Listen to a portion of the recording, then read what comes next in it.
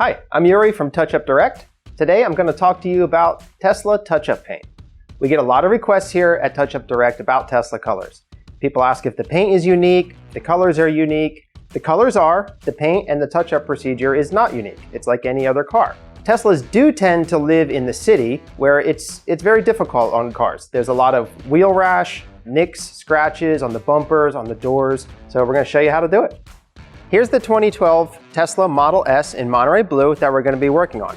It's got some damage on the front bumper, the rear bumper, and also the door. We're going to fix all those scratches. Remember, before you do your touch-up, it's good to test the color and check that you purchased the right color. Every one of our touch-up paint packages includes a test card. In this case, we did this little square of the Monterey Blue for the Tesla, and it looks like a good match. This way we know we're not applying the wrong color. If you make a mistake while doing your touch-up, don't panic, it's not the end of the world. It can be removed and you can begin again. You can contact us and we're always here to help guide you. We have a small stone chip here that we're going to use the touch-up brush for. It's always good to wash your car before you do this. First step will be to take a wax and grease remover, go one direction over the scratch so that you do not wipe wax or grease back over the spot, and let that dry. So now we're going to do our first coat of primer with this particular chip. Anytime you're down to a bare substrate, such as plastic, aluminum, steel, you need to use primer. Try to keep all the paint, primer in this case, within the confines of the scratch. Do one coat, let it dry. In this case, I added 2 coats of primer, letting it dry about 30 minutes or so in between. To achieve a real OEM quality finish, you have to let the paint dry. Do not rush it. You have to use the primer, the clear, and the color. We'll be adding the color next. Okay, we're going to add our first coat of color. This is for the Monterey Blue Model S. As we apply the color, it's going to look different than the rest of the color on the car. This is a trait of Waterborne paint. It's nothing to be concerned with. As it dries, the color will come in.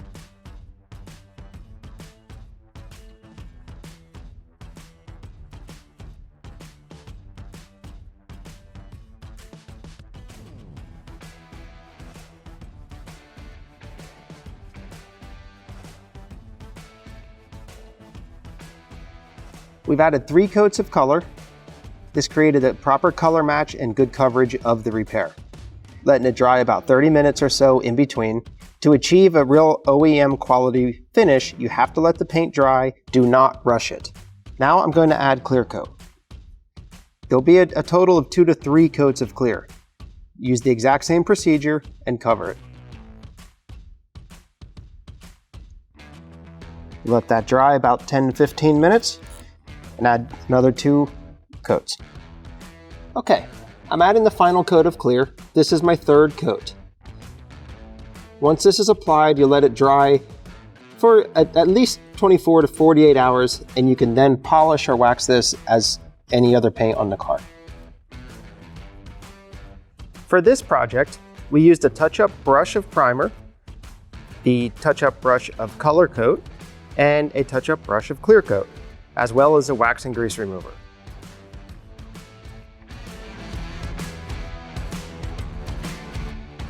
Now we're going to focus on this damage on the rear bumper. There's a few things going on here. This top one is the most concerning. When I rub my finger on it, I can feel a little bit of a divot. We're going to use the TouchUpDirect spot putty on this. That will fill this hole. We'll sand it smooth, and then we'll touch up that and these surrounding scratches. The first step, because we're going to be sanding, is to tape this off in a way that makes it so we don't damage any of the original finish when we're doing the sanding. This first procedure, this taping, is really just for the putty so that we minimize the potential for sanding scratches. Doesn't need to be perfect. You don't have to tape out exactly around this hole. What we're going to do is take 400 to 500 grit sandpaper and smooth this out ever so slightly. This will help the putty adhere to the scratch. Doesn't need to be perfectly smooth. You don't have to go crazy here. the putty itself will make it so that it smooths out the divot.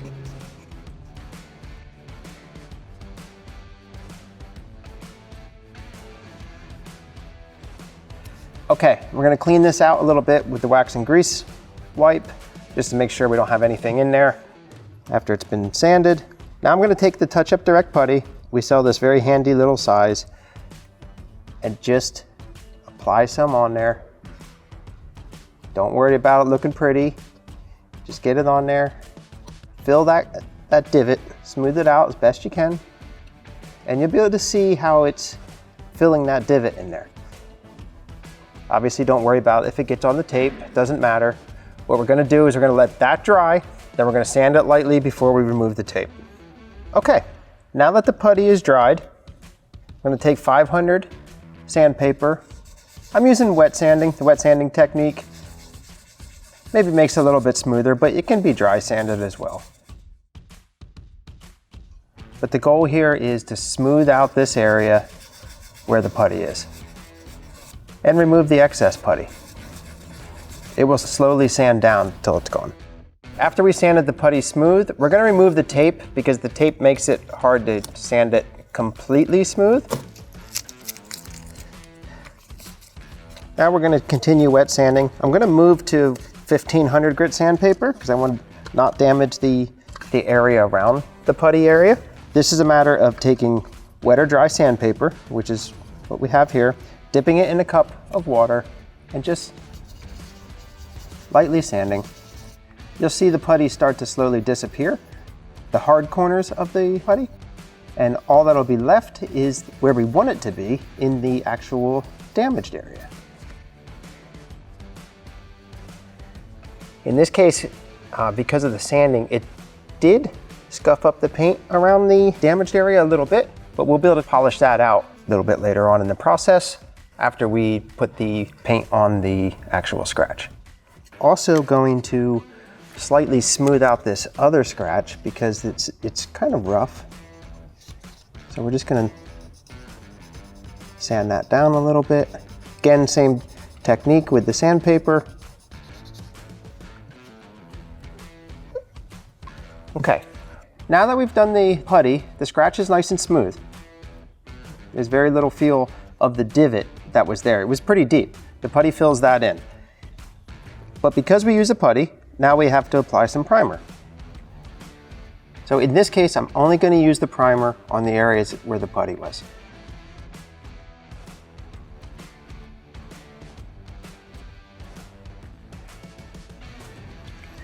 We'll do a couple coats of that. Maybe smooth it out with some wet sanding and apply the color.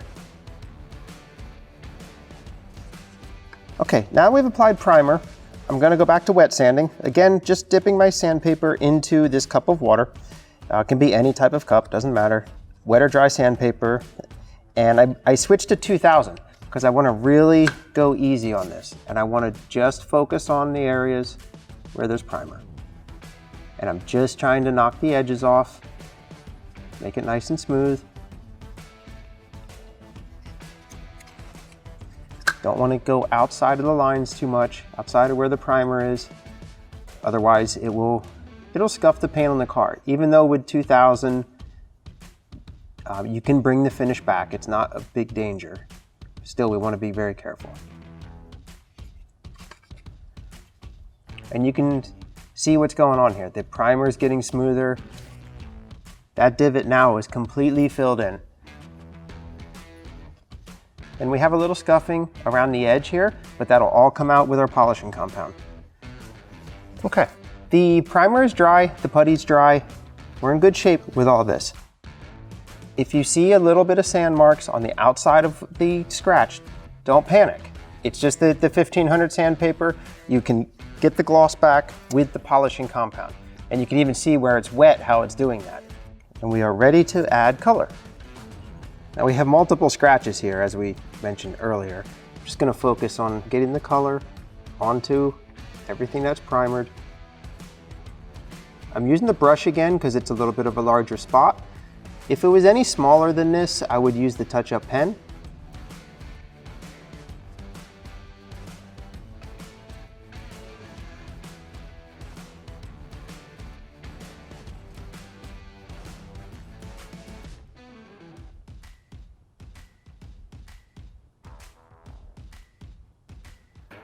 Waterborne paint always looks like a different color on the first coat. As long as you verified your color code and checked your color before you applied it, you're fine. It dries much different.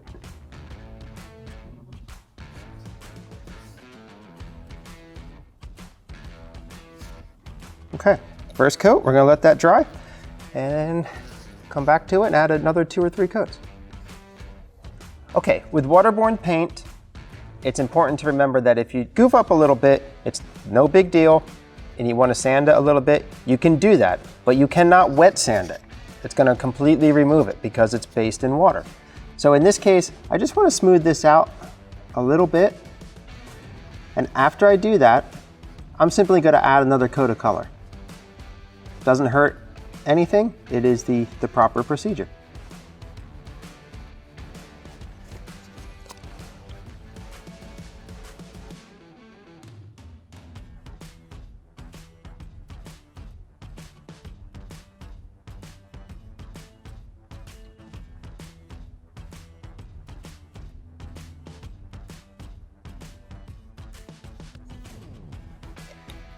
Then you're right back where you started from. 2 or 3 coats of color, let it dry, and then you're ready for the clear coat. Okay, we've applied 3 coats of the color. Another important thing to remember with Waterborne paint is it does not dry glossy. So if you're looking at the scratch after you've applied the color and it looks matte, it's because it is.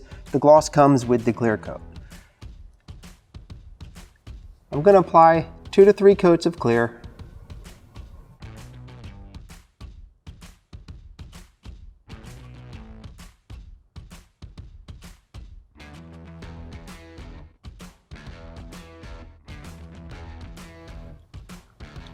Again, do not worry about the white sanding marks around the edge of the scratch. That's all going to be removed with the polishing compound. We're going to let this dry, add a couple coats, and then polish it. Okay, the clear coat's dried for 24 hours. We're going to take our polishing compound and just slightly work the area. This will also smooth out any bumps or imperfections in the clear coat, but really the goal here is to get rid of that haze, the sanding haze that was around where we applied the putty. You do want to make sure it's good and dry, waiting 24 hours so that the clear coat is dried and hardened. And you can work this as long as you like till it's to your satisfaction.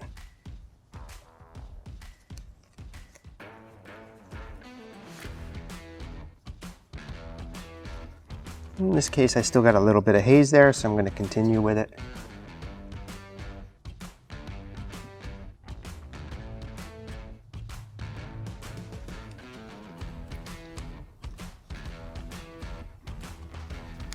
You can use the compound very liberally too. The more you use, the more grit there's there, and the more it'll smooth things out. After it's been thoroughly polished, you can wipe it down and you can wax the scratch at this point and you're good to go. For this project, we used the tape, assorted sandpaper for wet and dry sanding. The cup of water was for wet sanding. Then we used the touch-up brush of primer, touch-up brush of color, touch-up brush of clear coat. We used the wax and grease remover to clean the area before applying paint. We used the polishing compound, and we used the putty to fill in the little divot.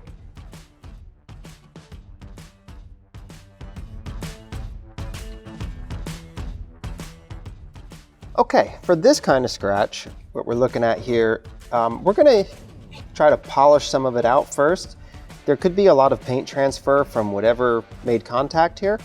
So the polishing compound will likely remove a lot of these scratches. I can see that it's still going to take some touch-up to clean this up, but I think that we can make it look much better with the polishing compound first, and then only touch up what really needs to be touched up.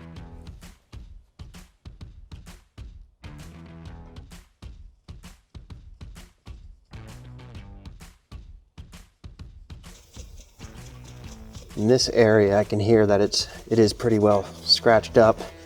So we'll be doing some touch up there.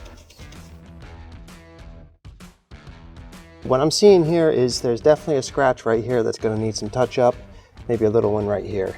But most of that came off from the polishing compound. You can see the difference. It was a lot of white paint transfer. We're just going to touch up this small scratch and this small scratch. There's some light scuffing here that touch up will really not work on, but you can continue to polish this with the polishing compound and they may come out even better yet. Going to go with the wax and grease wipe again, especially after using the compound. We want to make sure we don't have any residual. Wipe one direction off those two little scratches. And we're going to let that dry. And in this case, we are not down to plastic. There's still primer there. So we are just going to add color and then clear coat. I'm going to use the touch-up pen in this case because it's a very small nick. We get a lot of requests of people asking how to use the touch-up pen and how to prime the tip. It's very simple.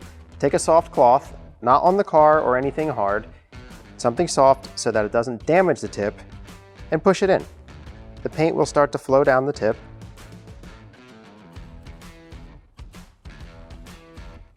You'll see it coming, flowing down.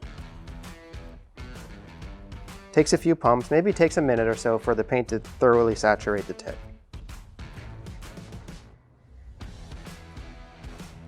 You can see how it flows down and it starts to saturate.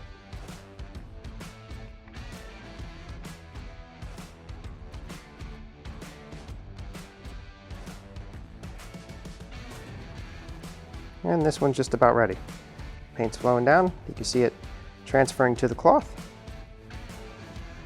It'll continue to flow for a moment too, even after you stop pushing in. But this one is ready to go. Just using the very edge of the touch-up pen allows you to really add a minimal amount of paint.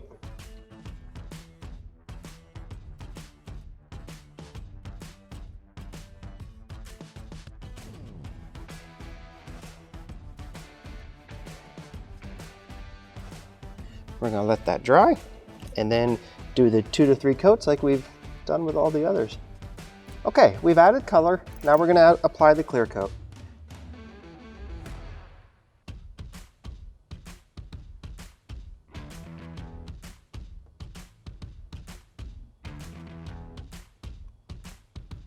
Two to 3 coats, 15 minutes or so in between. In this case, because I'm using the combo applicator, I also have a brush available, and I wanted to apply a little bit more clear coat than was easy with the pen. So I'm just going to use the brush. Makes it very simple. After that dries, you're ready to go. It can be polished and waxed in 24 to 48 hours. For this project, we used the combo applicator of primer, color, and clear coat, as well as the wax and grease remover and the polishing compound.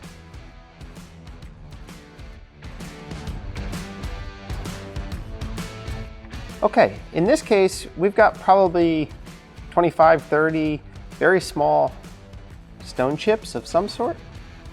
They're very small nicks.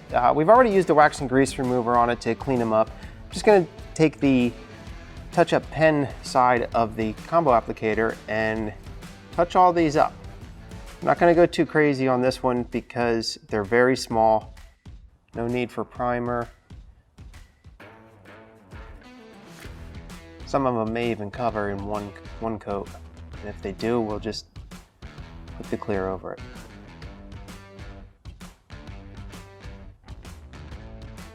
Okay, we're going to give that 10-15 minutes to dry, and then we'll assess and see if it needs another coat. We're ready for our next coat. I'm going to take this soft towel and get a little bit more paint on the tip of the pen side here. It's always good to have it primed before you begin applying.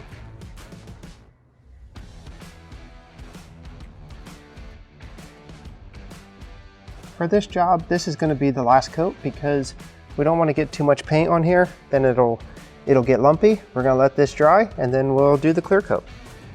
Okay, we have good coverage with the color. Now we're going to apply a coat of clear.